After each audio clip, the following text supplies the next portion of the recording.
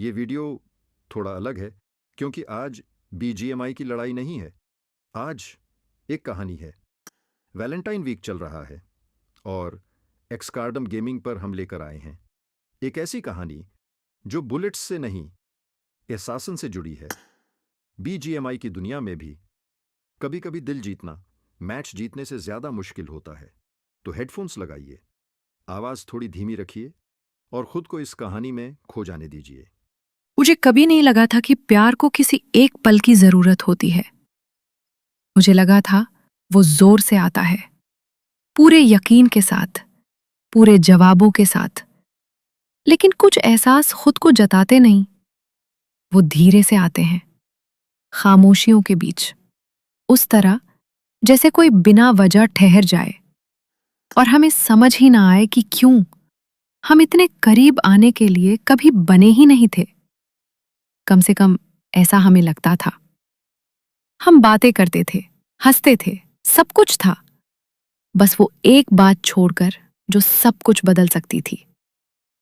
शायद हम डरते थे उस एहसास को नाम देने से, या शायद हम सच जानते थे और चुप रहना आसान लग रहा था।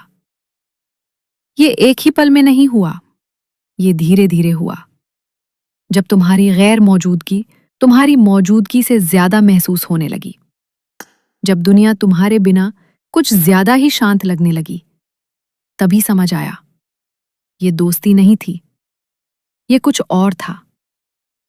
प्यार खूबसूरत लगता है जब तक वो कुछ खोने की मांग न करे, सुकून खोने की, यकीन खोने की, और उस इंसान को खोने की जिसे प्यार करने का हमने कभी सोचा ही नहीं था। इसलिए मैं चुप रही और तुम दूर होते चले गए, और हम दोनों ये मानते रहे कि कुछ भी नहीं बदल रहा, जबकि सब कुछ पहले ही बदल चुका था। सबसे मुश्किल हिस्सा प्यार में पड़ना नहीं था, सबसे मुश्किल ये समझना था कि मैं तुम्हें बिना कोशिश किए ही खो सकती हूं, कि खामोशी अब सुरक्षित नहीं थी, कि इंतजार करना दरअसल पीछे हटने जैसा था। और पहली बार डर के साथ जीना सच बोलने से ज्यादा मुश्किल लगने लगा।